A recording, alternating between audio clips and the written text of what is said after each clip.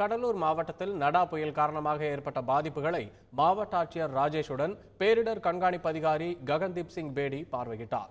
ககன்தீப் சிங் பேடியுடன் கடலூர் செய்தியாளர் தேவநாதன் நடத்திய நேர்காணலை பார்க்கலாம். நடா புயலானது தீவிர காற்றழுத்த நிலையாக வலு குறைந்து அது தற்போது மேலும் வலு குறைந்து காற்றழுத்த தாழ்வு கரையை கடந்து விட்டது. இந்த நிலையில் கடலூர் மாவட்டத்தில் எடுக்கப்பட்டுள்ள முன்னெச்சரிக்கை நடவடிக்கைகள் என்னன்றது குறித்து கூறுவதற்காக கடலூர் மாவட்ட கண்காணிப்பு அதிகாரி திரு ககன்தீப் சிங் பேடி இருக்காங்க. அவங்கள்ட்ட அதை பற்றி கேட்கலாம்.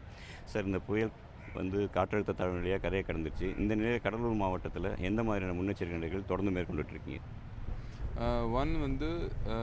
முந்தா நாளிலிருந்து கடலூர் மாவட்ட நிர்வாகத்தால் மாவட்ட ஆட்சியருடைய தலைமையில் எல்லா சைக்ளோன் ஷெல்டர்ஸ் ஓப்பன் பண்ணிவிட்டு குடிசை மக்கள் ஐடென்டிஃபை பண்ணிவிட்டு அங்கே நேற்றுலேருந்து அந்த சைக்ளோன் ஷெல்டரில் தங்குவதாக உத்தரவு கொடுக்கப்பட்டது. நேற்று நிறைய இடங்களில் நானும் மாண்பு அமைச்சர் அவர்களும் மாவட்ட ஆட்சியர் அவர்களும் மற்றும் கூடிய அதிகாரிகள்லாம் போயிட்டு பார்த்தோம். சந்தோஷமான விஷயம் என்ன, எல்லா சைக்ளோன் ஷெல்டர்ஸ்லேயே வாட்டர் ஃபெசிலிட்டி, லைட் ஃபெசிலிட்டி, குக்கிங்காக வசதிகள் எல்லாம் ஏற்பாடு செய்யப்பட்டுள்ளன. தொடர்ந்து அந்த வசதிகள் அங்கே இருக்கதாக அரசால் அவங்களுக்கு சொல்லப்பட்டுள்ளது. காரணம், டிசம்பர் மாதம் is a season when there'll be depression, rainfall, cyclone வரதா வாய்ப்பு இருக்கும்.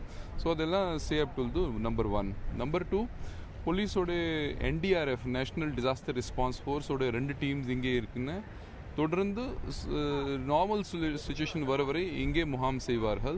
ஸ்டேட் டிசாஸ்டர் ரெஸ்பான்ஸ் ஃபோர்ஸோடைய 40 பேருடைய குழு கூட இங்கே தொடர்ந்து முகாம் செஞ்சுட்டே இருக்கிறது.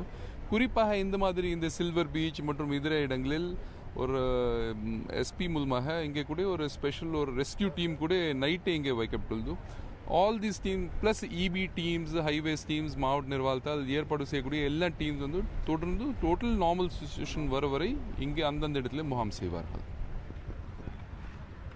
மாவட்டம் முழுவதும் அனைத்து துறை அதிகாரிகளும் தயார் நிலையில் இருப்பதாக கூறிய அவர், இந்த டிசம்பர் மாதம் முழுவதுமே ரெஸ்கியூ, அதாவது இந்த பொதுமக்கள் தங்க வைக்கக்கூடிய புயல் பாதுகாப்பு மையங்கள் அனைத்துமே தயார் நிலையில் இருக்கும் என்று தெரிவித்துள்ளார். தந்தி செய்திகளுக்காக கேமராமேன் பிறைச்சூடனுடன் கடலூரில் இருந்து S. தேவநாதன்.